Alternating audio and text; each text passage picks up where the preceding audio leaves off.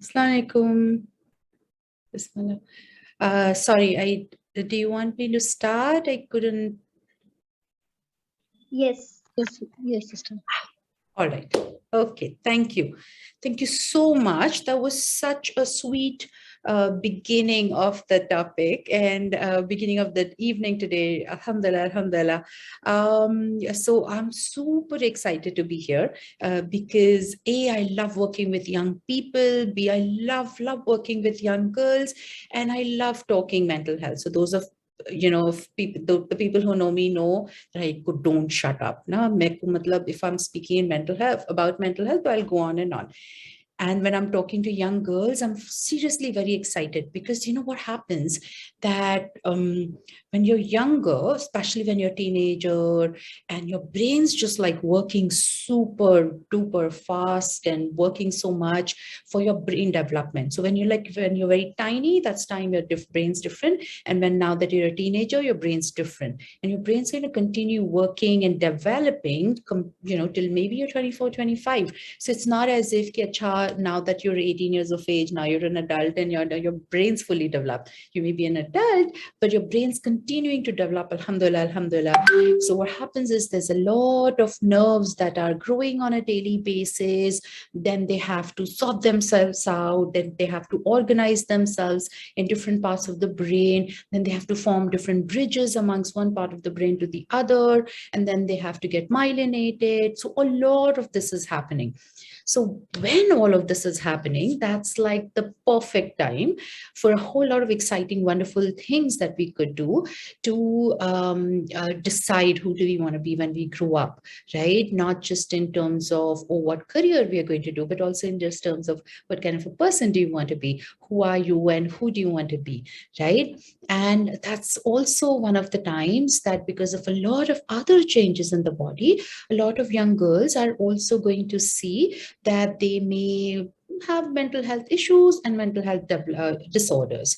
So because it's such a wonderful time and an exciting time, but it can also be a little bit of a problematic time, I think it's important for us to know a little bit more in terms of what to do, what not to do. So when we start with mental health, right, it's important for us to understand what is it? So we're looking at mental health where that, we require mental health for our everyday life, right? If I've decided what language should I communicate with this person, or how do I make friends with someone, or how do I, study something that I will remember it better? What are the techniques I can use to remember things better?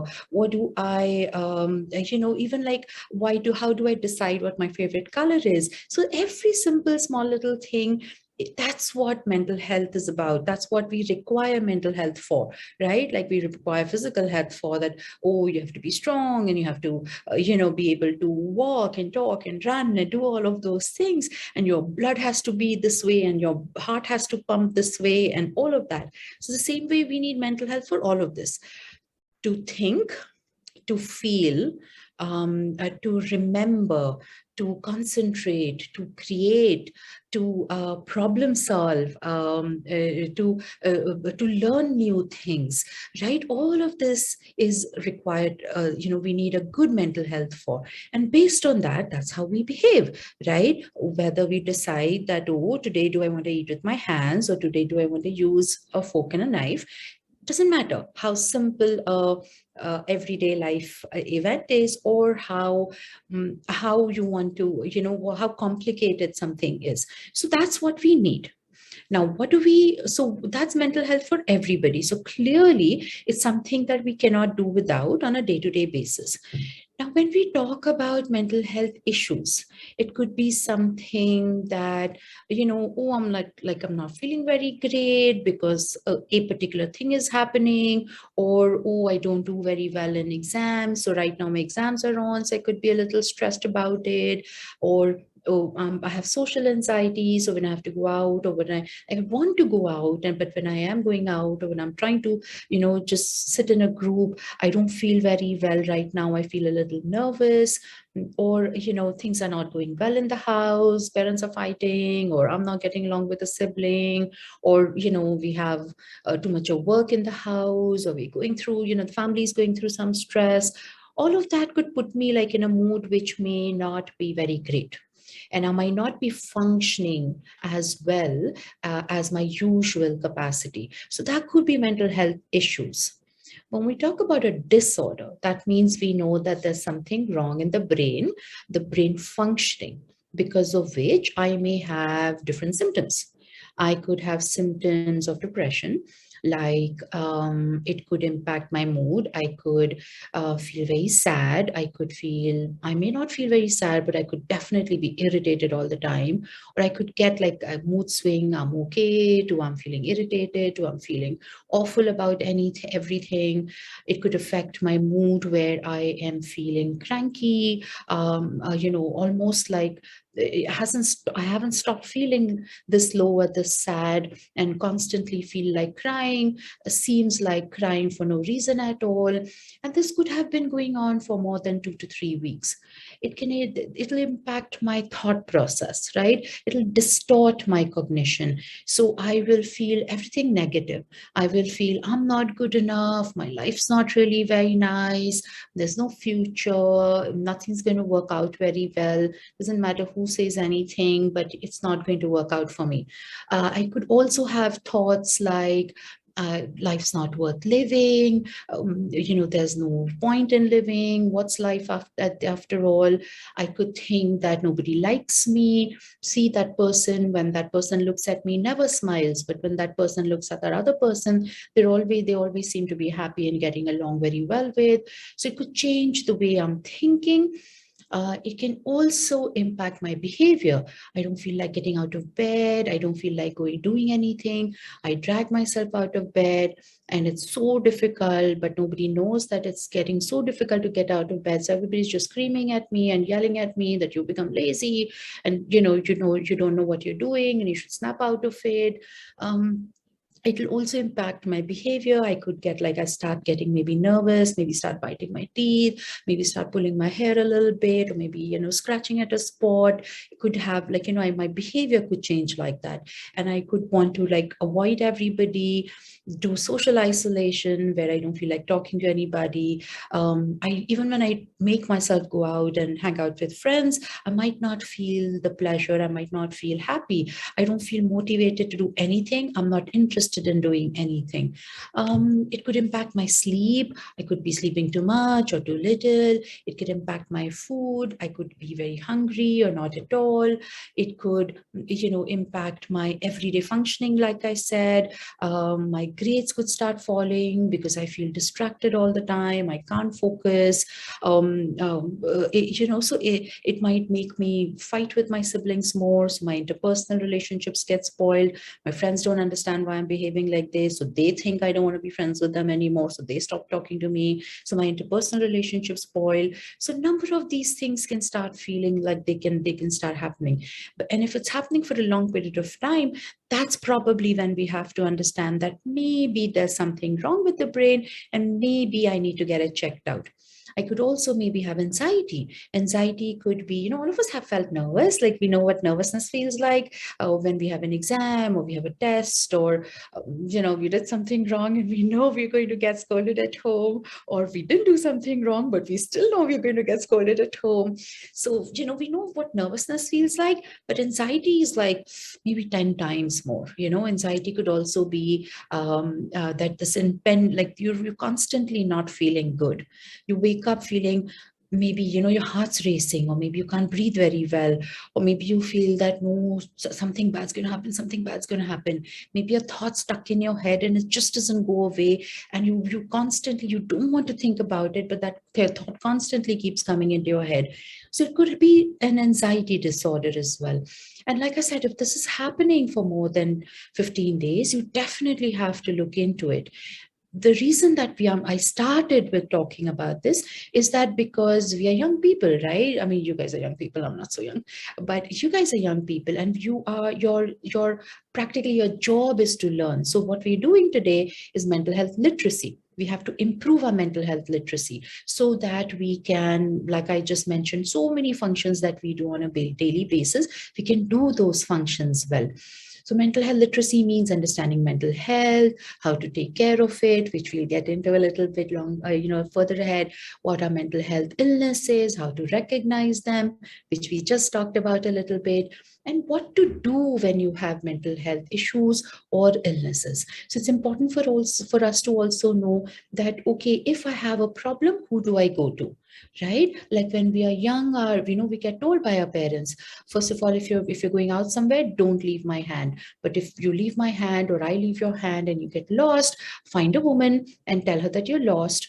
And when we have little kids, we tell them to remember the parents' number, remember the address, and not to give the address to anybody that they don't know. Maybe some parents and children also have a password, right? So we know what to do when. The same way with mental health literacy, we understand more about mental health, right? So when we think that it's been 2-3 weeks and I've been feeling like this, that's the time to approach a professional. Now, a professional could be a school counselor, and you could go and ask, okay, oh, this is happening. What do I do? Or it could be a family doctor, family physician, a general physician. You could go and say that, okay, these things are happening. What does that mean? You could also go to a psychologist who is a clinical psychologist who could do some tests and tell you whether you have an illness or no. You could also go to see a psychiatrist who's then going to examine you and evaluate and say whether you have an illness or you don't have an illness. So it's important for us to know what to do if in case we have an illness, right?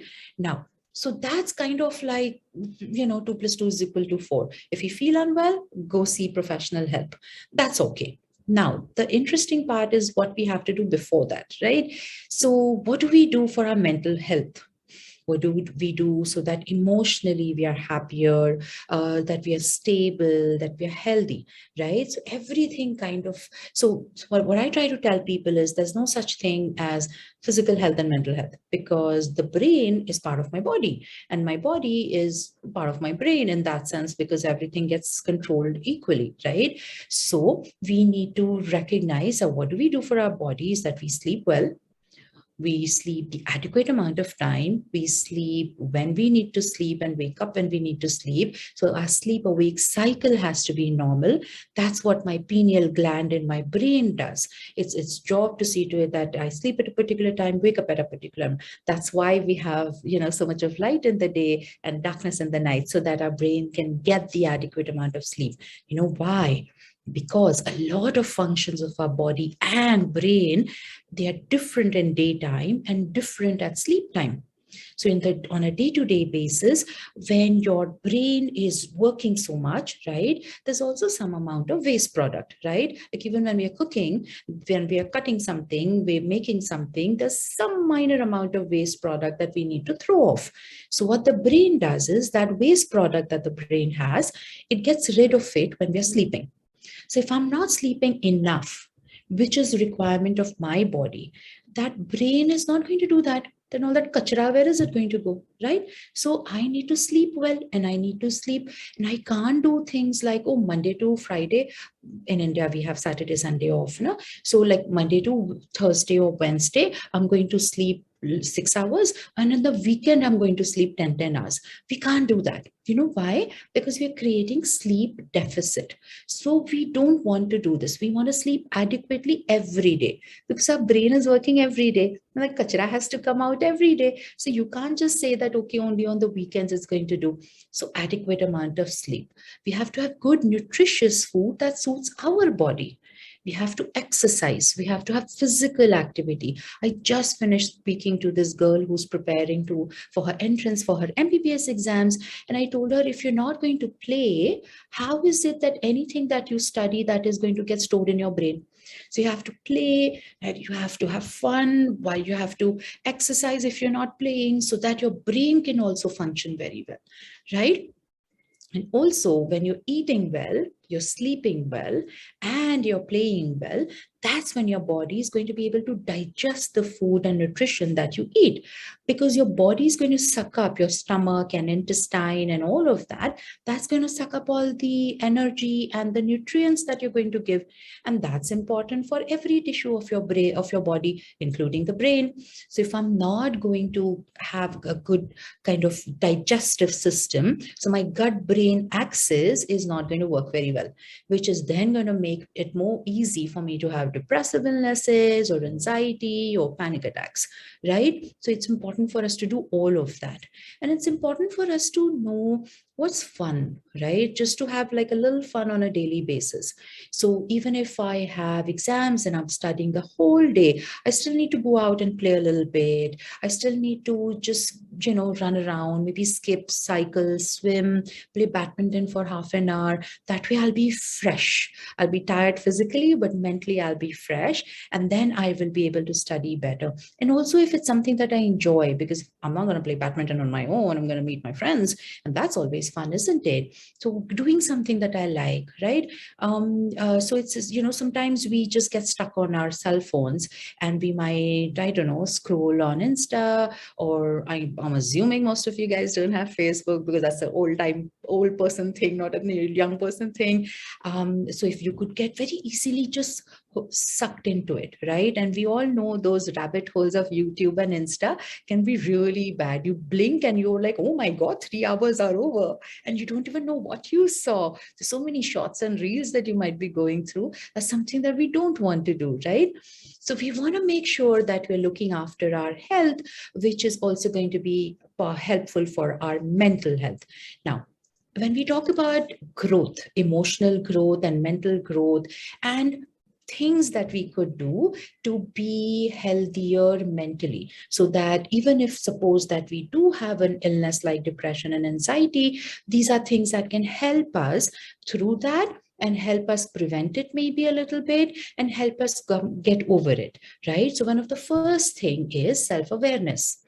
If I'm aware of who I am, what I am, right? And you know what? The most interesting thing is that this is so true from, like, even if you're looking at it from an Islamic perspective, right? Because Allah subhanahu wa ta'ala is asking us to be aware of ourselves, be aware of what I say, be aware of what I do, take responsibility for what I do, because Allah is going to ask me, why did you do this and why did you do that, right? So being self-aware, even if it's a simple thing like, oh, what do I, like I said, what's my favorite food or what's my favorite color?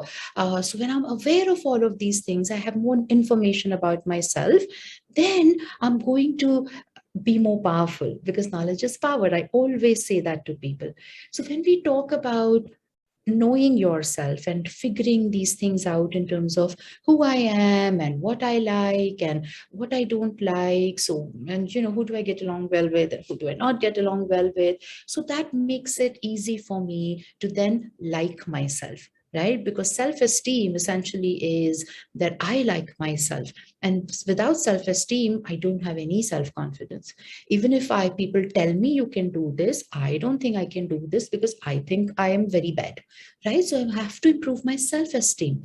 And self-esteem, the interesting thing is, if I like myself and then I'm interacting with someone, then I, for a lack of a better word, I give out positive vibes. And that's when the other person responds. And then I feel validated and I feel better about myself. But it has to start from me. So that's why I have to be self-aware and I have to like myself, right? Because there could be things that I think that are not so great about me. But if I'm not self-aware, how do I know what should I fix and what should I not fix? And when I realize that if there are certain things about me that I don't like about myself, it's not like they're bad things. It's like I don't probably know how to use it, right? Like, let's say if I am lazy and I don't like that about myself, well, it's not exactly a virtue. Having said that, if I use my laziness in the right way, I know how to just chill, do nothing, rest, relax, have a good time, right? And maybe if I use it in a positive way, I'll figure out how to do something faster, right? But suppose if I'm lazy and I use it in a bad way, that I use laziness when I'm not supposed to be lazy, then it's just going to cost me, right? Right now, I'm supposed to be studying. And if I'm not studying, I'm just lazing or doing nothing. Then later on, it's going to make me more anxious. Oh my God, I'm not prepared. How am I going to do this? What am I going to do? Why, I'm not going to get good marks. That's going to make me like feel very, very anxious, right? So whatever I do know about myself, it's how I use it, right? Like I always say, Alhamdulillah, I'm honest, I don't lie. That's a big haram. I don't want to do it. But if I am honest and I don't use tact with it, I could be very cruel, right? I could look at a friend and say that, gee, you're not looking nice today at all. So I am being honest, but I'm also being cruel. So if I use it in a nice way, then I could say that, oh, you know what? I like the other dress that you wear. When we're going out, why don't you wear that one instead? This one's not doing so great for you. So I can still be honest, but if I use it in the right way, it's going to be beneficial and I'm going to feel better about myself. So when we talk about ourselves, when we talk about our strengths and weaknesses, good qualities, bad qualities, it's important to remember it's not about the qualities, it's about how I use them. So there's no judgment, right? We know that we shouldn't judge other people. Then why are we allowing ourselves to judge ourselves? So no judging ourselves, because if we judge ourselves, that's not fair. And if we judge ourselves, then we make ourselves feel so sad and so anxious that we don't have the power to then change ourselves, right? And we're constantly evolving. We're constantly changing. Like I keep saying, I'm old, but even now I will ask myself, who do I want to be when I grow up, right? Because I want to be better, right? I'm a Muslim. I'm ambitious. I don't just pray for Jannah. I pray for Jannatul Firdaus, right? And Allah says that till the day I die, I'm supposed to take ilm. That means what? Till the day I die, I'm going to decide who do I want to be when I grow up? What do I learn? How do I make myself better, right? It's not just about like work and studies and earning money or doing work or something like doing household chores. It's also about learning how to be happier, learning how to be content, alhamdulillah, because when I'm content I can smile so much easier, and when I'm smiling my brain's getting the message from my smiling muscles that, oh, she's smiling, my life must be good, alhamdulillah, right? So when I do all of that, then I'm a happier person. Even if I have an illness, I'll probably feel less ill and I'll probably get better faster. So it's important for me to accept myself without judgment, right? It's important for me to like myself, because if I'm saying that I don't like myself, I have to justify it. I have to say, Papa, why don't I like myself? I'm not so bad now, am I? Right? And if I have good qualities and bad qualities, so does everybody else. And if I like other people and there are people who like me, then of course I'm good only now. So then how do I say that I don't like myself? Do I have to like myself? What's there not to like? And after all, Allah subhanahu wa ta'ala has made me, and Allah says you have to be compassionate to all, everything that He's created. But I'm also created by Him. So if I'm not compassionate towards me, He's going to ask me, why were you not compassionate towards yourself? So I'm going to be compassionate. And when I'm compassionate towards me, I can be honest with myself. I can say, yeah, I know I was being lazy now. That's why I got very anxious. Then I can help myself, right? Then when I am more confident about doing what I do, and I don't really have to change myself, I have to just improve myself. That's when I am happy, right? Because every time, people come and say that, oh, yeah, I'm not good and I want to change, I don't like myself. I'm like, there's nothing wrong with you. But if you don't like certain things the way you do, you can always change that.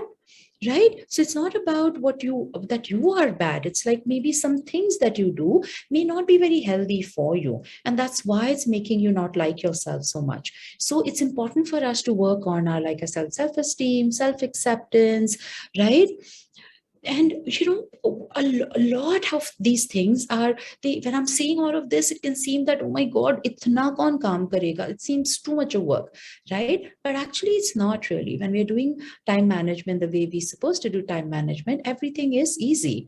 We know when we're supposed to go to school, we know when we're supposed to have lunch and dinner and breakfast, we know when we're supposed to pray. So our prayers are essentially breaks that we take, that we meditate during that time. So we already have our time management schedule that's already there. And the rest of the time is something that we figure out, okay, what do I do when? And I need to definitely remove some time to myself for myself, because I like myself. So I want to spend time with myself. I want to like myself more. So I want to spend time with myself. I want to figure out who do I want to be when I grow up. Not, like I said, not as just a profession, but as a person. I want to figure out, no, maybe I can speak a little bit more politely, or maybe I can smile a little bit more, or maybe I can be a little happier, maybe I can help someone a little bit more, whatever it might be. So I have to decide who do I want to be when I grow up, right? And that's something that we have to constantly keep doing. And when we are younger, we do learn so much from our friends and our peers. We don't really learn so much from our parents and our teachers, unfortunately. So that's why also it's important for us to surround ourselves with people who like us, right? And the people who make us question ourselves, and the people who make us question, okay, I don't know whether she likes me, or I don't know whether he likes me, or whatever. You don't want to hang out with such people, right? Maybe they're not bad people, but maybe you guys are not a good fit. And if that person makes you feel insecure about yourself or something due to no fault of theirs, maybe, right? Or there could be bullying going on, right? If there is bullying going on, you want to definitely know that what they're doing is not okay. Again, they're not bad, but what they're doing is bad, right? And you definitely don't want to be around people who are bullying you.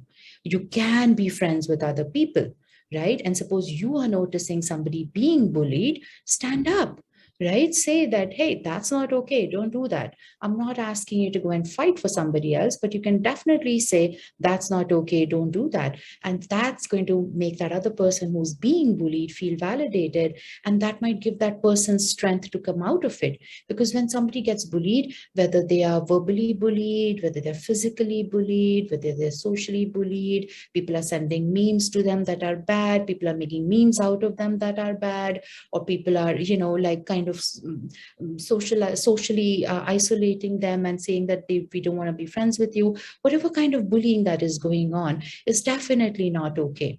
And it's not okay for anybody to bully you, and it's definitely not okay to bully somebody else, right? Whether that's a sibling, or whether that's a friend, or even if it's a teacher or a parent. So you need to be able to express yourself. How do we do that, right? Again, we don't want to say you're a bad person, because that's not true, right? And I don't want to say that, oh, you make me feel bad. That's also not true. You know why? Because nobody's that powerful. So I'm going to learn to speak like that. When you say these things to me, I think that this is not right, and you're not being very fair to me, makes me feel very sad, and I feel like crying. I don't want you to say these mean things to me. This is how we learn to speak to each other, because that way we are expressing clearly to them, A, that what they did was not okay and why was it okay, and B, that we want them to stop it. But also, very importantly, we are not saying you are making me sad, you are making me angry, you're making me feel like that, right? Even if it's somebody who, and it was funny, right? And I will laugh. I will not say, oh my God, you made me laugh.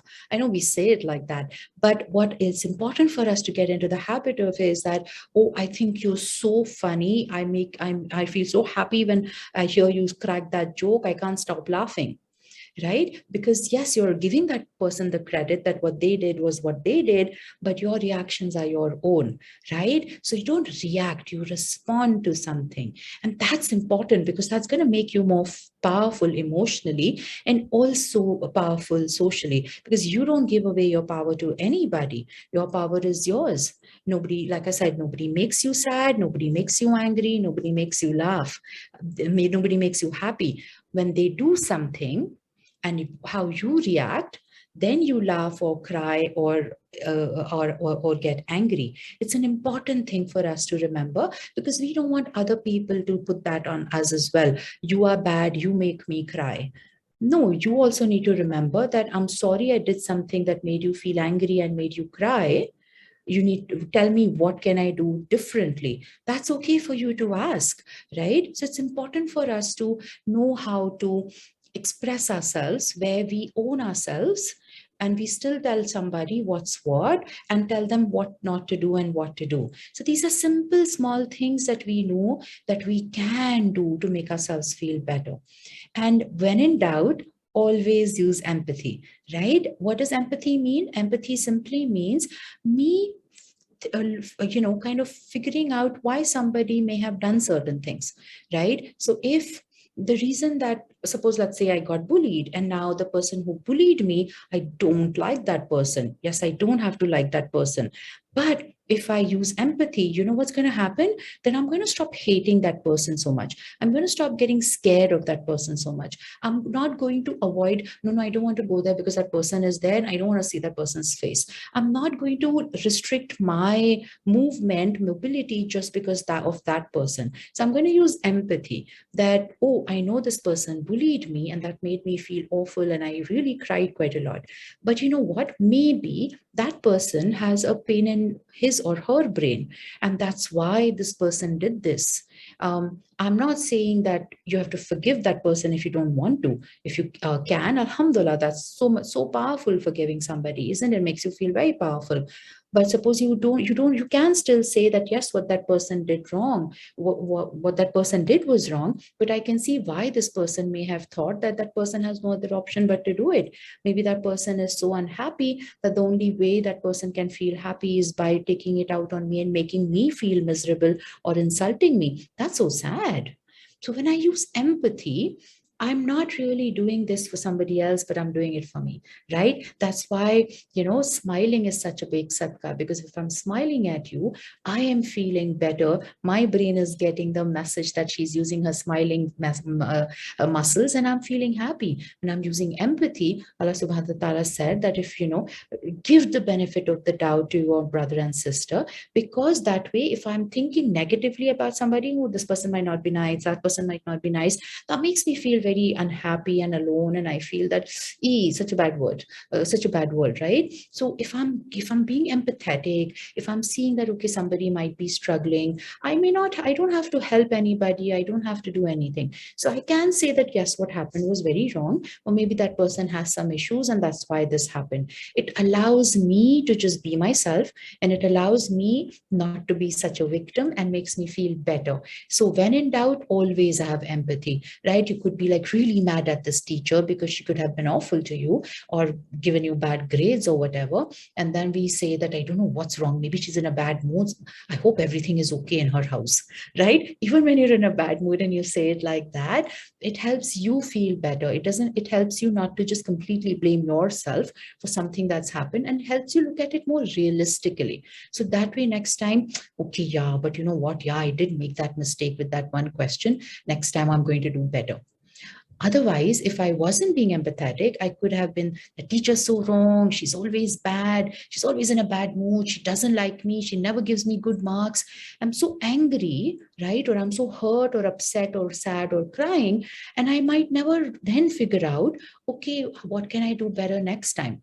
So then so when I'm using empathy, I have time to grow myself as a person and improve on myself, right? Because again, nobody else is in charge of my life excepting for me. It may seem like everybody else has more, because everybody else seems to be taking our decisions for us, but not really. There's always a space for negotiation and always a space for dialogue, even with your parents, especially with your parents.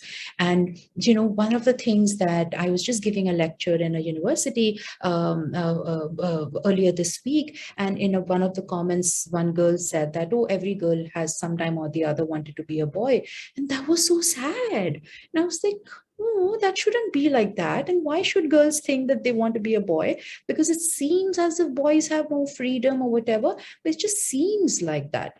And again, if we are empathetic towards boys, then we understand that, okay, they don't have that easy either, right? I mean, and then we definitely don't want to be boys, and we are happy being girls, right? And I think that's one of the most important and most powerful things that we could feel and we could do. So it's important for us to remember to, like I said, how do I like myself? How do I accept myself? How do I not judge myself the same way I don't judge other people?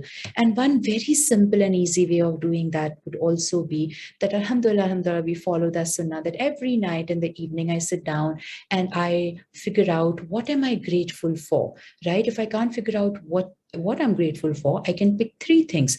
Something that I did that was nice, and alhamdulillah, I could do that. It could be that, oh, I gave tea to my mother when she was just sitting, or I gave a compliment to a friend and he was very happy.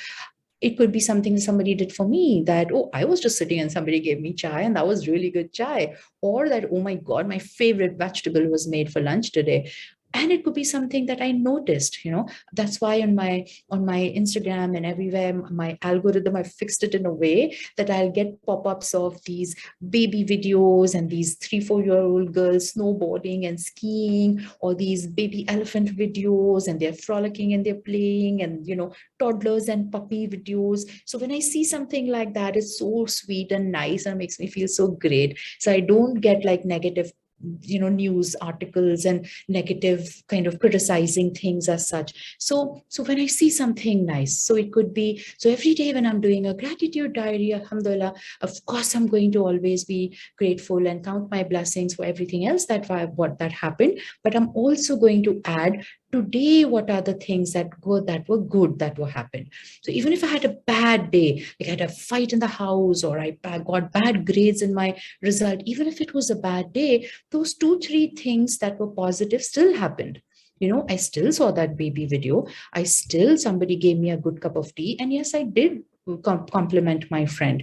So even if it was a bad day, those 3 things still happened, right? And why it's important for us to do this is also, it allows us to look at life from a very balanced point of view. That good things happen, but bad things happen, and bad things happen, but definitely good things happen. And that teaches us, to take life as it is and not get upset and only think about it from a negative point of view. So we train our brains to look at life realistically, and not, even if it's not, everything bad is happening, we are still saying everything good is happening. No, we also, that's not what tawakkul is. Tawakkul is recognizing and understanding that whatever is happening, it will have something positive and good for me. So it doesn't mean that I shouldn't recognize something painful or something sad, but it also means that it's okay, because those 3 things also happened that were good to me today. So inshallah, if we try and do these kind of things, we can improve our emotional health, we can improve our communication, we can improve our relationships. And again, we can keep asking ourselves, who do I want to be when I grow up? And that way, maybe our mental health is going to be better. And whatever we learn, we teach other people. And then everybody around is also going to be positive. And hopefully, inshallah, we can reduce the number of depression cases and anxiety cases, so that I have to work less. Thank you very much for listening to me, and I will invite the admins to take over and take it from here. Yes, Jazakallah khair, Sister Ruksheda. MashaAllah, it was a very informative session, and I am sure the girls have understood it quite well. And obviously, this topic is very relevant to the girls, especially in today's time, when everything around us is stressful. So there are a few questions that we got in the chat box, so I would like you to respond to those. Somebody has mentioned about overthinking and negative thinking. So basically, there were 2 questions. If you could merge it. Sister says that she has negative thoughts problem, and she constantly thinks about it. And another one asks that how do I stop overthinking, because it's making things worse. Okay, so negative thinking and overthinking. So frankly, when the minute we say overthinking, we're never saying anything positive, is it? Because we're not concerned when we are just happy and thinking happy thoughts. Nobody bothers about that. Nobody says I was overthinking happy thoughts, right? Okay, so what do we do when there is overthinking? So a lot of us, unfortunately, are personalities. When we mean personality, we mean patterns of our brains, where we tend to think in a particular manner, feel in a particular manner, and behave in a particular manner. So a lot of us could be overthinkers, we could be worriers, we could be a little bit more pessimistic maybe. So one of the things to do when we are overthinking is, first of all, recognize that, oh, wait, I'm overthinking right now. Right? So once the minute you notice it, that's when you really stop. Because sometimes we might overthink, and only after half an hour we realize, oh, I'm overthinking this. Okay. Now, what we want to understand is that overthinking is not problem solving. Overthinking is problem creating. Even if there is a problem that I'm overthinking, so the problem still remains the problem. Now I've created another problem of overthinking about it, right? So if you do have if you're somebody who overthinks all the time, so what I tell people is that remove 15 minutes in your day for your mental health. Okay. And let's say that 15 minutes is 5 to 5:15 p.m. So if at 10 o'clock in the morning, you have something that's going on in your head, you say that, oh, I'm overthinking. You know what? I will think about it at 5 o'clock during my overthinking time. And even if you have to like write it down in your diary or something, so that 5 o'clock you can actually sit and think, then you distract yourself by doing whatever it is that you should have been doing maybe, or to distract yourself so that that thought gets out of your head and it gets unstuck. So when you schedule it, when you postpone that overthinking, that gives you an emotional distance from that thing, right? Just like when you're studying, and suppose you're studying maths and you get stuck for some reason, then you stop that, you close that book, you maybe read English or geography or something, and then after a couple of hours you come back to maths, and that's when you are fine with it and you can all solve all your issues and do all your homework. So overthinking also works like that, right? And overthinking wants to make you think that only bad things are going to happen. So again, very neat trick. When things are just not being able to, you can't stop it, even when you're trying to schedule it or postpone it or distract yourself, is that you have to say that, okay, wait, there is fear and there is fiction. So what is going on right now is just fear. It's just fiction, right? And then the other thing is reality. So suppose I'm like, oh my God, I'm going to fail. So that is fear and that's fiction, because I don't know what's going to happen tomorrow. Now that's in the future. So how do I know I'm going to fail? Right? Even if I suppose didn't write anything in my exam, but there could still be a computer error and I could still pass. Right? So how do I know what's going to happen in the future? So there's fear, which then I create fiction because of it. And this is in the future. So then that helps me kind of reduce my level of overthinking and anxiety from here to here. Right? And then maybe I can calm down. And at that minute, what do I do to calm down? Can be learning breathing exercises that can be very therapeutic. You learn abdominal breathing, you learn box breathing. There are lots of things available on the internet, right? There could be focus relaxation, a graded relaxation of your body. And if you don't think you know how to do all of that, the simplest thing to do is do tasbih on your fingers, where you're actually focusing on what the surah or the dua that you're doing for that tasbih. Because when your meditation means nothing but single-minded attention to one thing without everything else.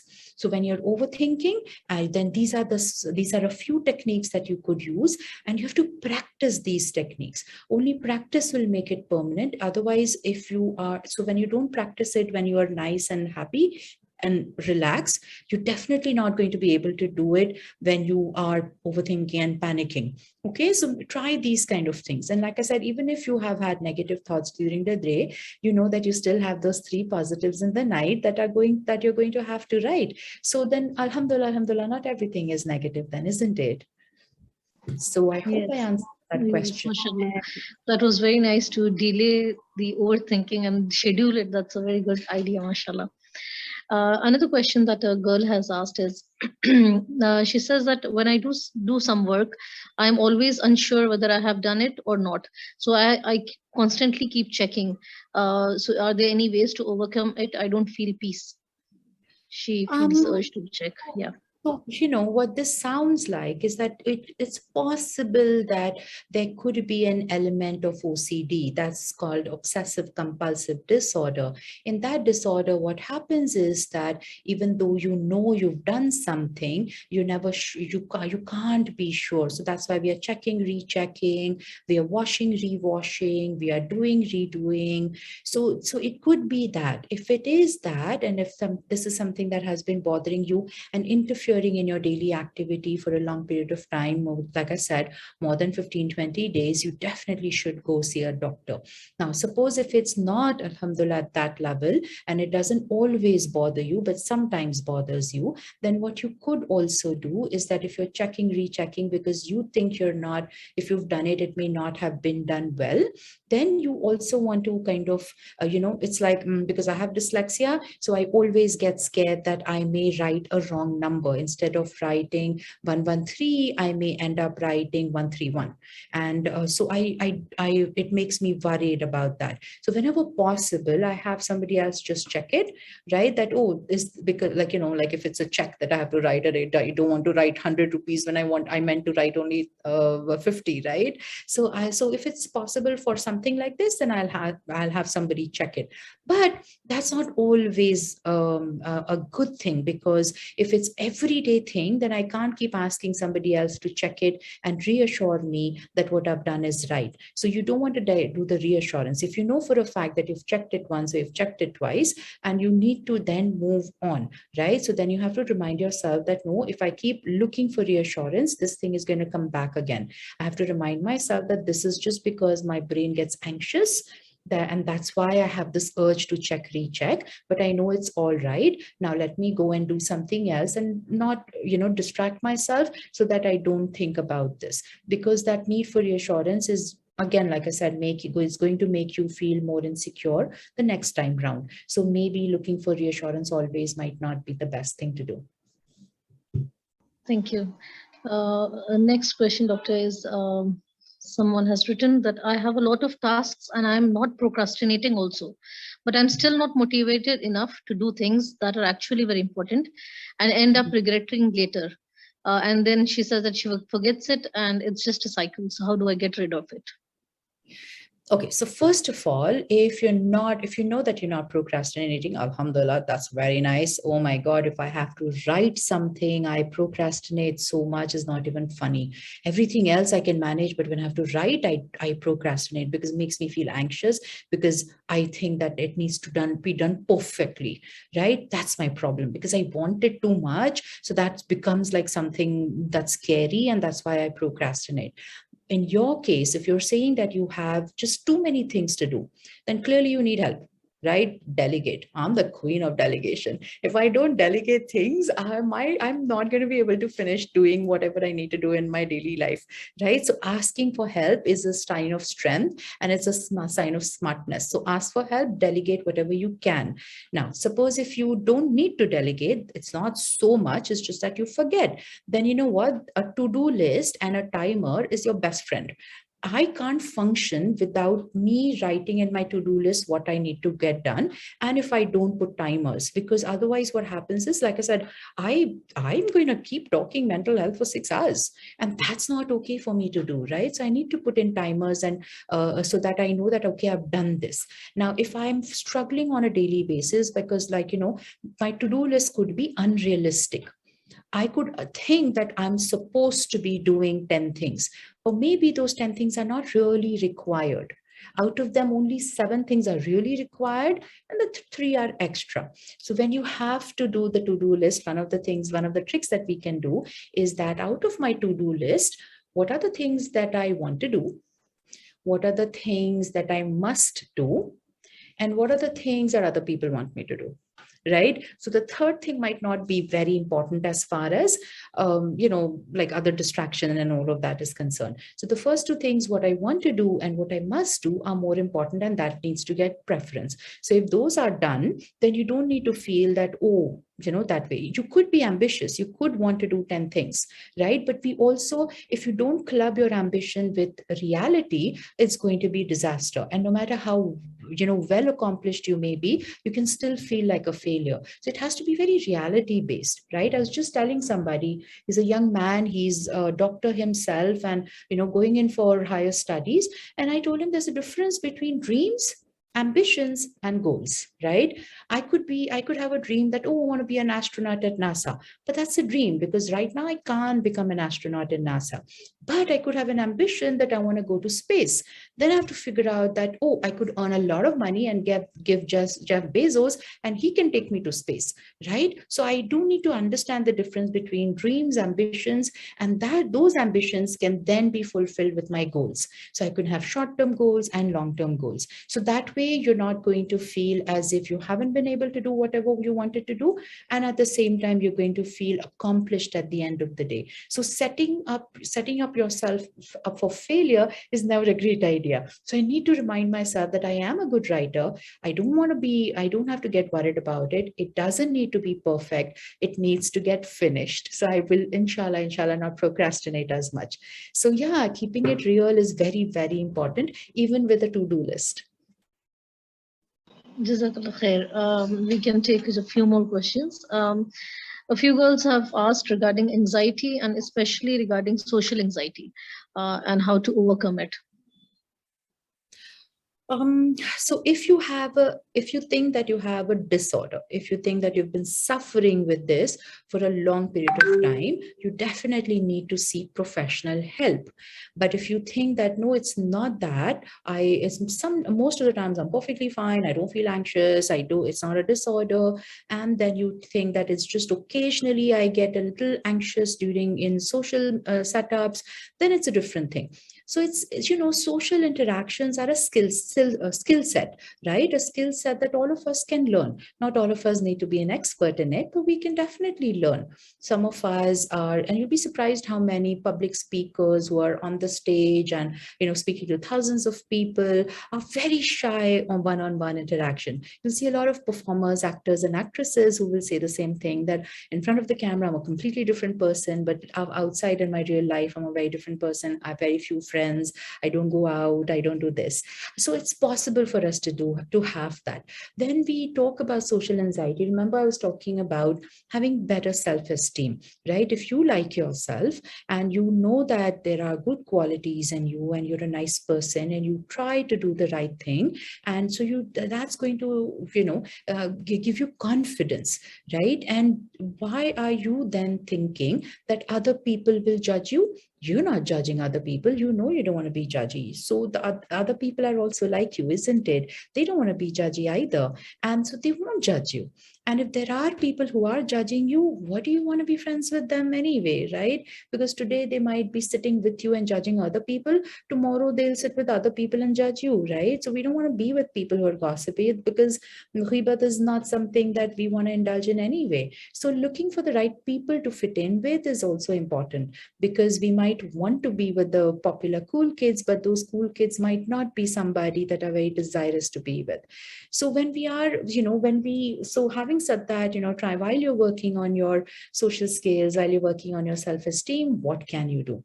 So I tell people, learn a few communication tricks where when you are talking to somebody, have eye contact for a bit. You don't have to constantly look down. You don't have to constantly stare at somebody's eyes, but you can hold a little bit of eye contact, look away, then again, eye contact, look away. So that way it helps you connect with that person. The person also feels that you're connected to this person, and you can still have a conversation. Maybe try one-on-one instead of first deciding to do a group performance.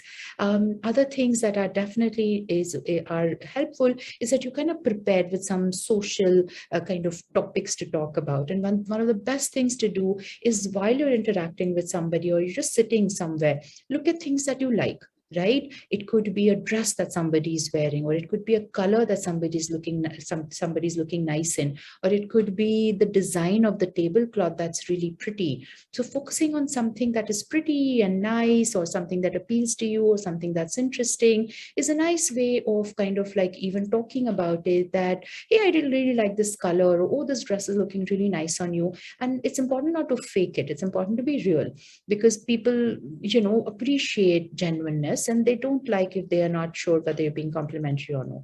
So when you're focusing on things that you like and you don't mind talking about that, then it makes it easy for you to talk about those topics, right? And if you don't have something nice to say, or if you don't know what to say, smiling is always a big sadka, because that puts the other person on, on easy ground as well.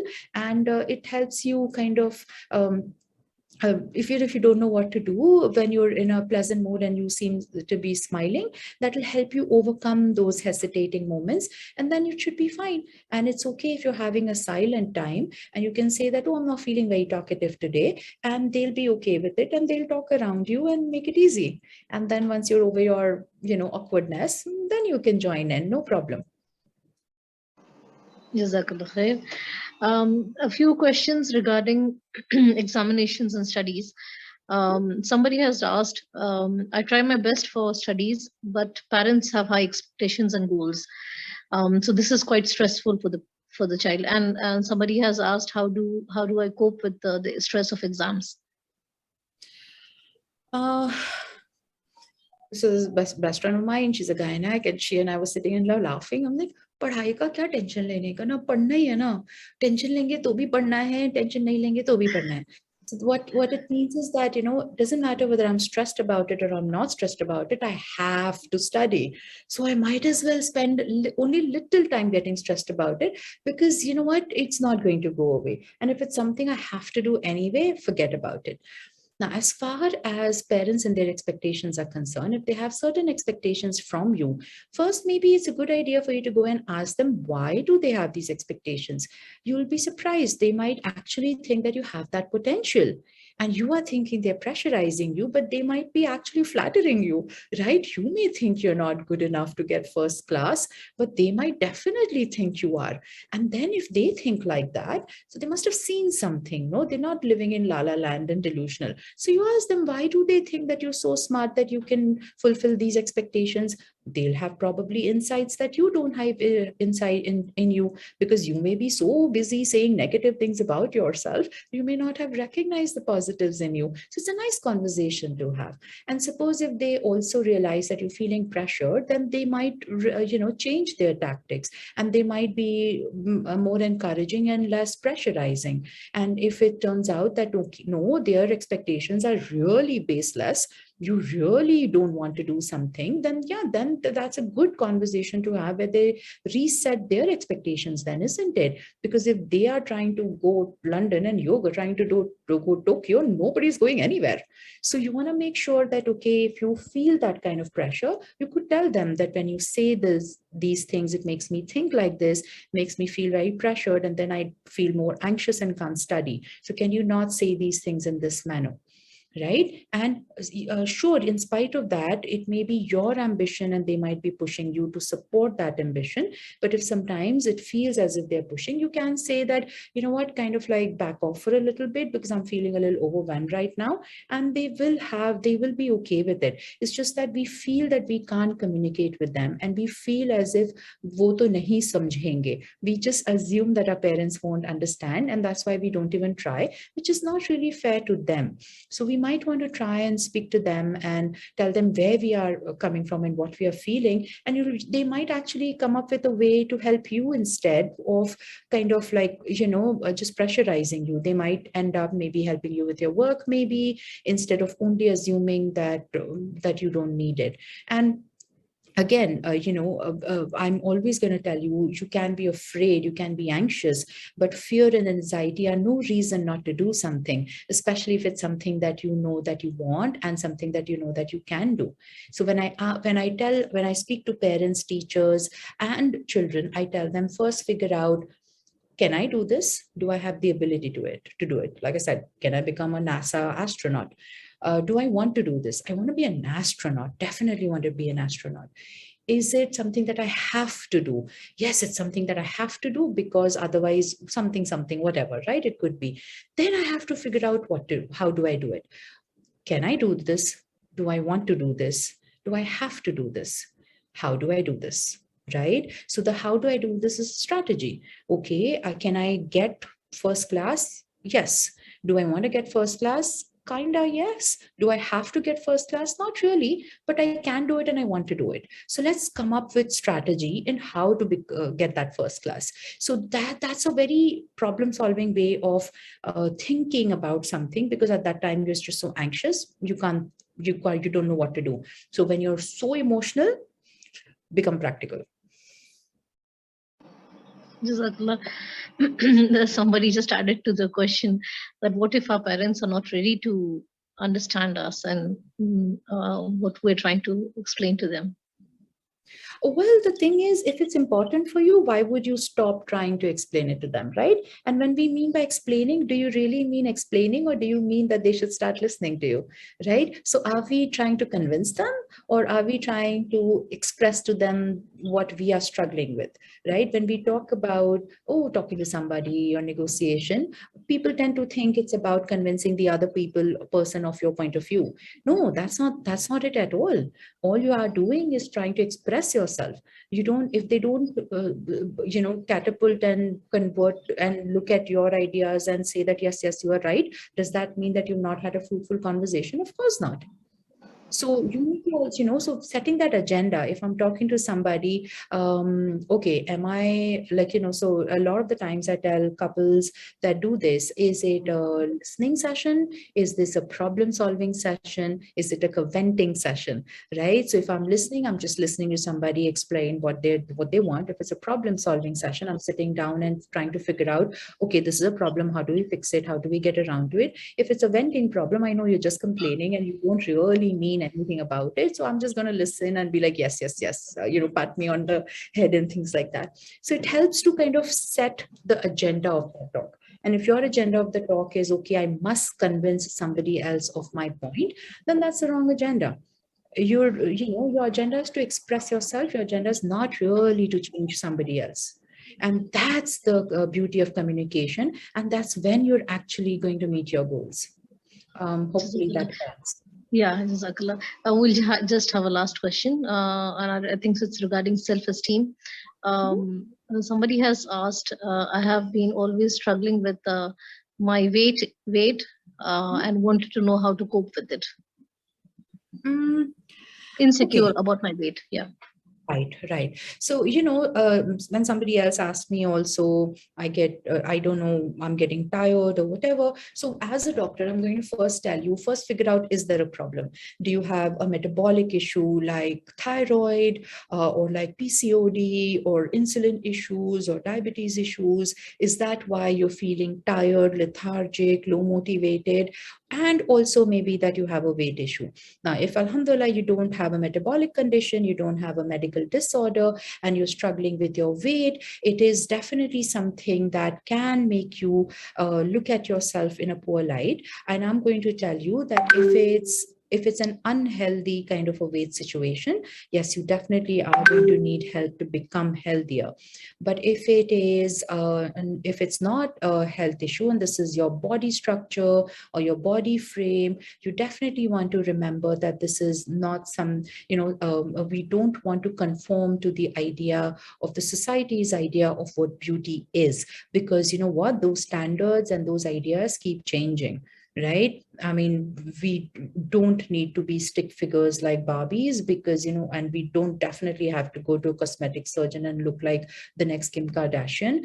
We don't want to be a photocopy of anybody, and we want to be ourselves, because we are who we are, and who we are is absolutely good. So you don't want to keep looking down at yourself because of a certain way that you look, whether that is your weight, whether that's your shape, whether that's your color, whether that you have curly hair or straight hair or big nose or big teeth or small nose, whatever it is you, right? And if you think that you are not healthy, then definitely get healthy. There's a difference between being healthy and fitting into a form, right? I know that no matter what I do, I'm never going to become a size 4, because that's just not what my body is. And I'm perfectly okay with that. I may occasionally appreciate somebody who is a size 4, but that doesn't mean that I think that's the only way somebody's going to look nice, and anything else is not okay. That's not okay. So accepting yourself while recognizing the things that need to be improved is a tough